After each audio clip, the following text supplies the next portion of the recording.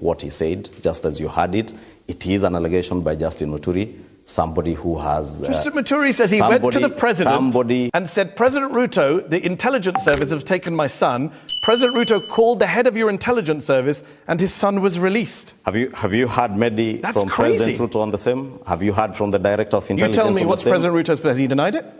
Have you heard from him? No, I don't live in Kenya. You're the expert. Has President Ruto denied that? So why don't you allow then me to tell you my Please take? Do. Because that's your take. Please. From what has been reported. That's not my take. I'm reporting so a member of your government. This is amazing. I'm quoting a member of your government, not the opposition, a member of your government who you're calling a liar because he says his son was abducted. That's why I told you Justin Muturi, the former Attorney General and current Minister for Public Service, yes, is a politician to begin with. Has beef with his boss. Okay. In the government himself. Wow. So he made up a story about his son being abducted. There are reasons. Wow, Kenyan politics. Will you allow me? Will you allow? It is so unshameful and uncouth to see and hear Honorable Kimani Ichungwa publicly justifying that lives have to be lost in protest, and that is the nature of our Kenyan demonstrations. Who can dare utter such justification to the loss of lives in an international audience? Unfortunately, all demonstrations end up with deaths, which is a very unfortunate incident. And it is not true that people demonstrate and you open fire.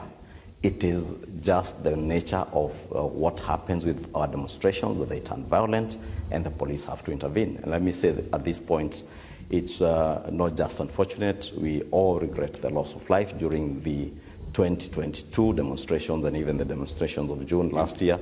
Unfortunate that lives had to be lost, but it was not that fire was opened on young. Yeah, the way you talk, lives had to be lost. No, lives were taken.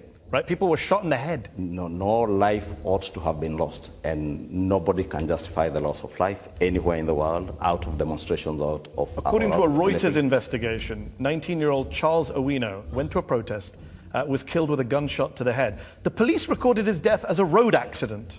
21-year-old Shaquille Obienge, he died the same day as Owino, also shot in the neck. Police recorded his death as a road accident. If these deaths are so regrettable, why is the Kenyan police covering them up? Fortunately, Mehdi, we have a very robust constitution in the country, the best constitution in sub-Saharan Africa. This constitution has very good and clear safeguards that make sure that everybody is held to account for your actions, including the police. You've mentioned 2 or 3 people. I think from IPOA's records, the Independent Police Oversight Authority, from their records, they have recorded about 60 deaths from last year's demonstrations. And there are some, I think about 30-something that are still under investigation. They have dismissed some after close the files after investigation. Therefore, I can assure you, the police may, even somebody within the police force may desire to cover up. Can you tell our audience tonight, how many Kenyan police officers in the country will not allow you to cover up? You say that, this is great rhetoric. How many police officers in Kenya have been... But his justification to loss of life aside, do you honestly remember the video that I did when I stated categorically that I was seeing a string of possibilities that President William Samoei Ruto was going to sack Justin Muturi in his own terms and time? And in that interview from Mehdi with Honorable Kimani Ichungwa, Kimani Ichungwa has actually substantiated my prophecy. To begin with, has beef with his boss in the government itself. Wow. So he made up a story about his son being abducted. There are reasons. Wow, Kenyan politics. Will you allow me? Please. To make my point? Please, this is just, I'm stunned. There are reasons why Justin Muturi was removed as Attorney General around the time of the demonstrations in June of last year. There are reasons probably why Justin Muturi knows he's probably on his way out. It is him who has made those allegations. If you go ahead and watch the entire video, then you'll be alive to the fact that Mehdi was eloquently dissecting into the Kenya Kwanza administration's failures, putting Kimani Ichungwa with very difficult to answer questions to an extent that Kimani Ichungwa found himself in a self-contradictory mode, and that clearly tells me that his fumbling in answering Medi's questions on Aljazeera, then he was very much far from speaking the truth.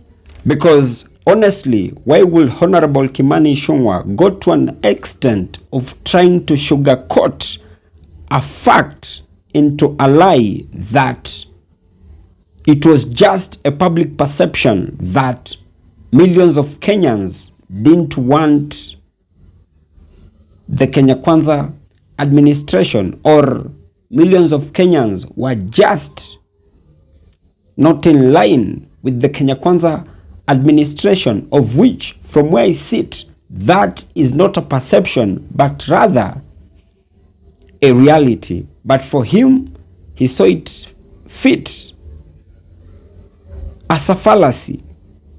How I wish that Honorable Kimani Ichungwa and all his political pedigrees should just come to terms with the reality and restore the trust deficit that is currently in existence. Failure to that, I kid you not, they are most likely to be a one-term government.